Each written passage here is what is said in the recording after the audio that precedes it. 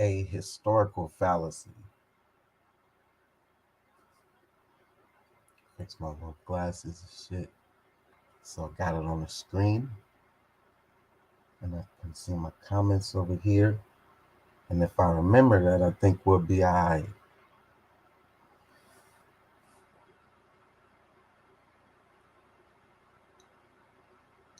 I want to put up a shield again for those who need it. I do discuss a range of topics. And with that,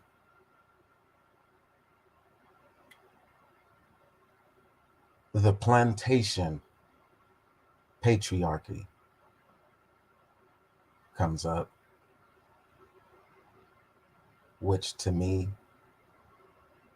is an example of historic fallacy. Me assuming to have their events and then postulating from my position today under the comforts that I have about behaviors in response to their events.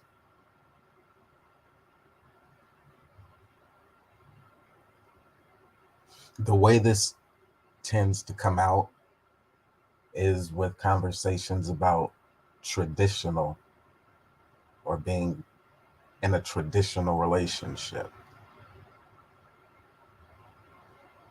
and having expectations of a traditional marriage and what it means to be man and husband, father.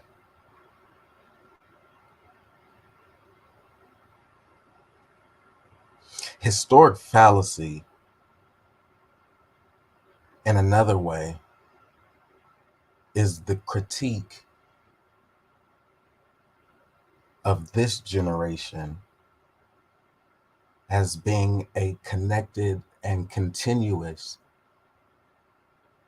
expression of the past. And I want to say critique specifically because social degeneration, or a word that I fancy a lot, is to call someone, particularly a man, a degenerate.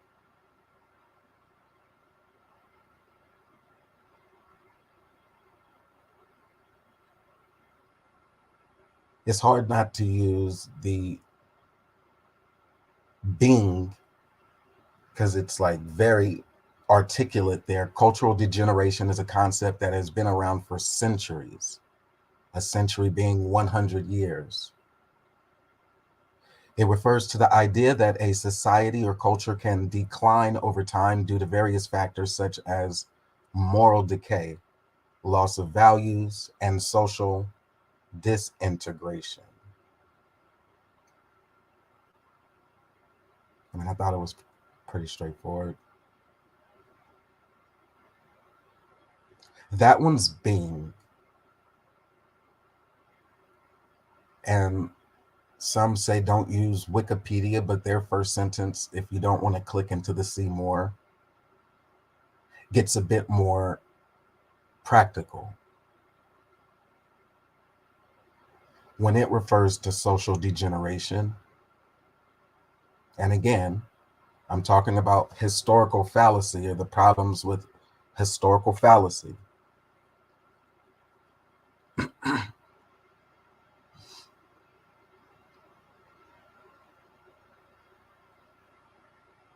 The Wikipedia sentence says, in this way, a wide range of social and medical deviations, including crime, violence, alcoholism, prostitution, gambling, and pornography, could be explained by reference to a biological defect within the individual. A biological defect. The theory of degeneration was therefore predicated on evolutionary theory.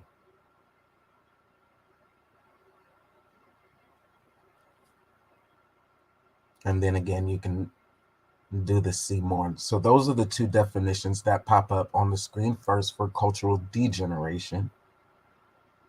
And then it can allow us to scroll down on the Bing, because I know a lot of people use Google. Google has a monopoly, it seems, on the search engine, but there are other definitions that are available.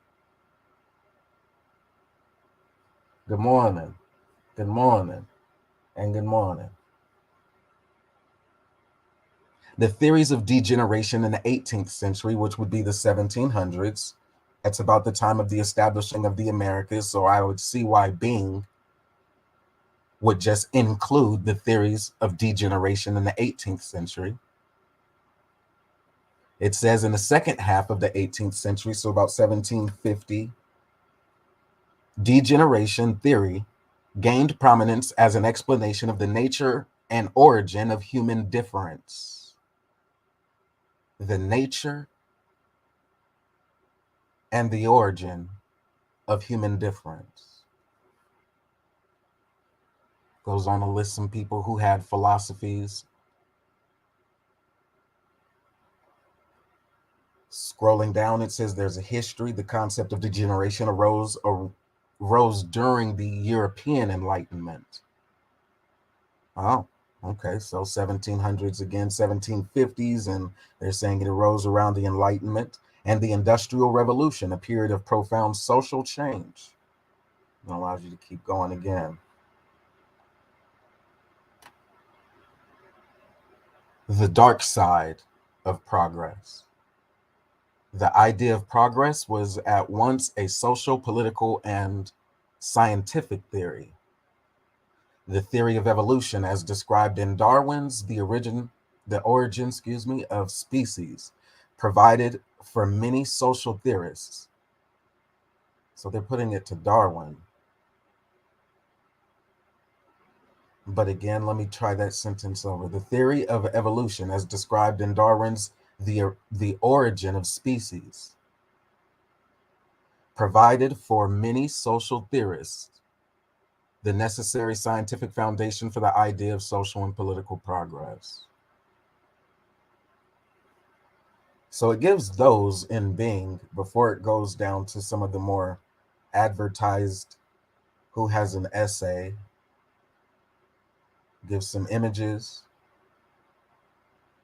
study buff, what is cultural degeneration.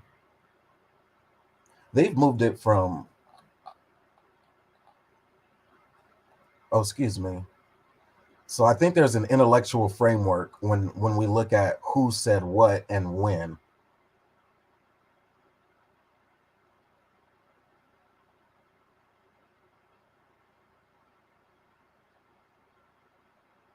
And then the criminalization of it, I can also see why that becomes important. 17th versus the 18th and 19th century power shifts and dynamics would have influenced social class for them in ways that, yeah, I could see why it would even be a struggle. So they just give it to Darwin. But they listed some Emils, they listed the philosophers. They could go on and on. I've listed quite a many few myself. I've examined many of the white ones in philosophy. And today's sociology, challenging quacks is fun. Africana and African American studies and Pan Africans, that's fun because I think many of them deal in a sociology element. So being able to say, well, W.E.B. Du Bois closer to our times than going all the way back to the 1700s.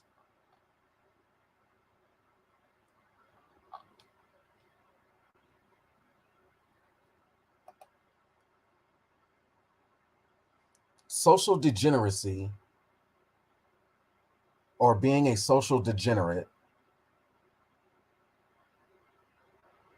while the quack version says, well, we don't believe that the eugenics society has had an influence in education and media to the extent that Black people are expressing today some of those very characteristics that were either biblically shunned or what they said could be biologically expressed. That's quackery to say that the eugenics society has not had that influence. To me, the quackery gets deeper if you can relate enough to have a conversation with someone who believes in like the Anunnaki and they believe in the alien abduction stuff, to the point where the cloning element is not so far-fetched anymore. Moses personally would believe that there are some very weird ones who would adopt almost the near mannerisms, body type, mass characterism of someone else, haircut, not just what you can phenotypically see, you know.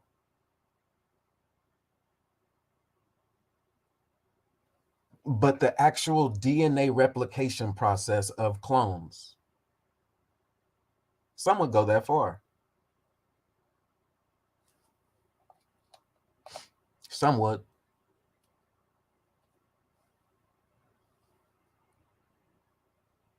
Here's today's surprising Friday fact from the HM Treasury. Millions of you helped end the slave trade through your taxes. And I thought this was interesting because often celebrities that believe in like the 23andMe or Ancestry.com, what we know is that if they find themselves in a position to say, were my people enslaved, that's about where the conversation stops. The DNA or cloning or the eugenics, the replicating of a human being back in time, some are trying to find their royal lineage, kangs and queens, while others are still just wrestling with the first question of who was the slave?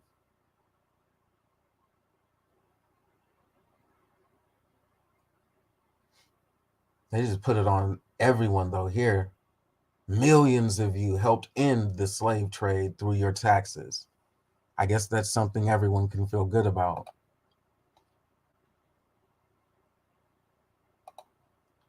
The Treasury's tweet shows slavery is still misunderstood by David Olusoga. The modern equivalent to 17 billion euro was paid out to compensate slave owners for the loss of their human property. Some people believe we should be proud.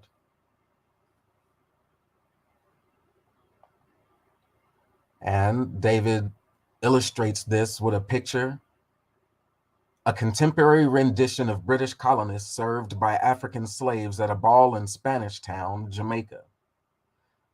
Again, Spanish Town, Jamaica, between 1800 and 1809. Photograph is a part of the Everett collection. Historical.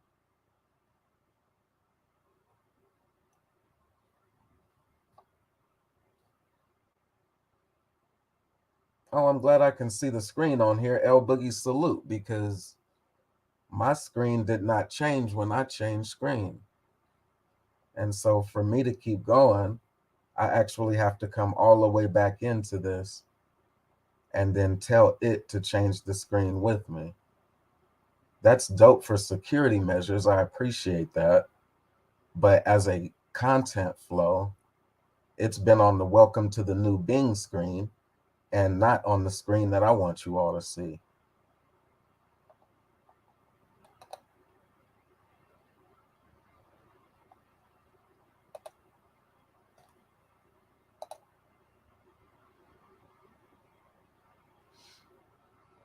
I wonder if I can zoom that in more.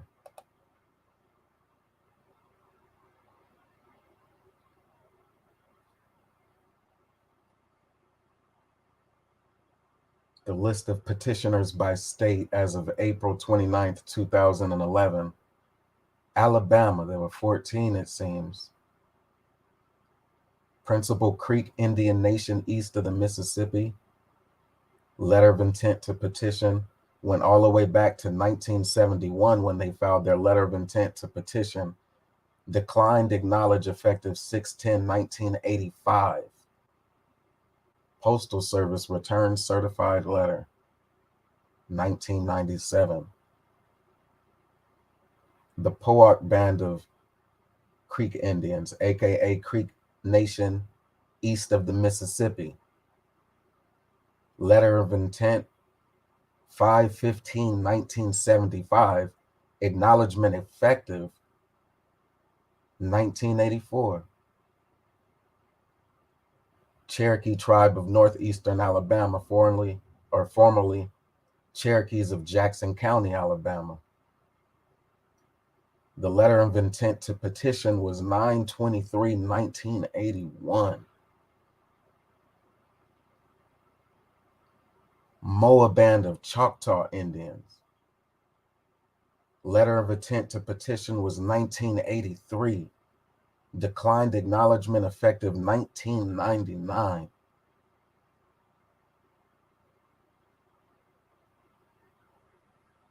Machis Lower Alabama Creek Indian Tribe. Letter of intent petition 1983. Declined acknowledgement effective 1988. That was 5 years later. Chair Oak Creek, if you don't cut it out, intra-tribal Indians. Formerly Cherokees of Southeast Alabama. Letter of intent to petition 5/27/1988. Now, it might not be important for everybody to hear this, but some people think it was about a fucking boat. Other people would want to talk about conspiracy theories and the eugenics society. And while those are some very far-fetched ideologies to adopt, this is a long time to have a petition just sitting on the books for people that told you they ain't going and they ain't that. How many generations of DNA evidence do you need to understand that everybody, all skin folk ain't kinfolk? I got to show you this picture by David Olusoga, because when he said that 17 billion was paid out to compensate slave owners for the loss of their human property, and then he put a picture of British colonists served by African slaves at a ball in Spanish Town, Jamaica, between 1800 and 1809, that image, it hit a little different.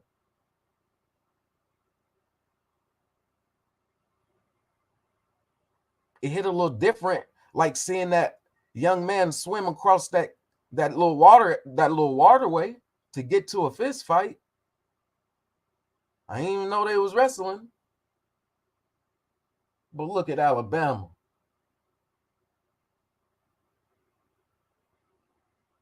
Yeah, they want to talk about it, but they don't want to talk about that. Now, I could keep going, as you see.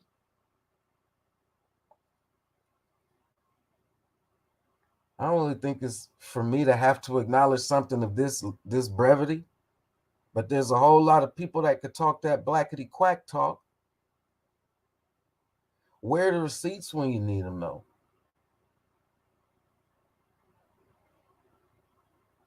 Now, I know we got people like Brother Top Cats who are helping people get beyond the Africa.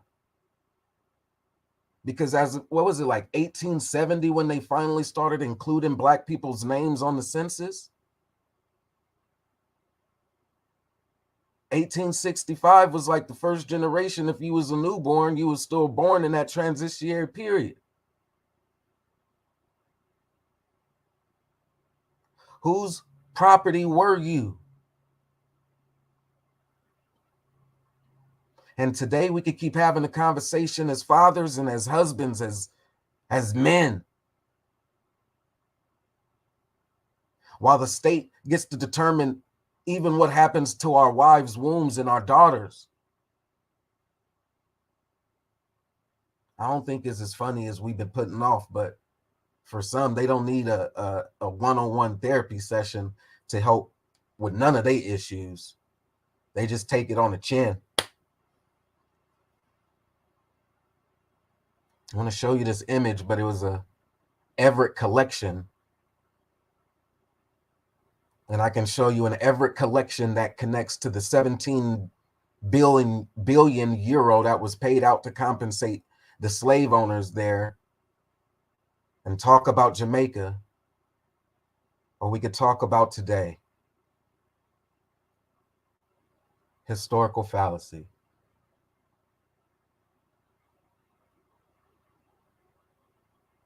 I think I just might try it, but I know showing their images and things like that be the things that allow them to take the whole channel down. And the minute I show you the image, it's like remarkable. It stands out. It's for those to take offense and for those who just say, yep, that looks about it. Others, just the 17 billion euro is enough. For me, I'll just show you this list of petitioners by state. Yeah, B1 salute. You know where to find it at. They said they ain't going. And that's my tribute to those who swam so we could fight. I'm B1 Brother Moses, and that's all I got. I'm out.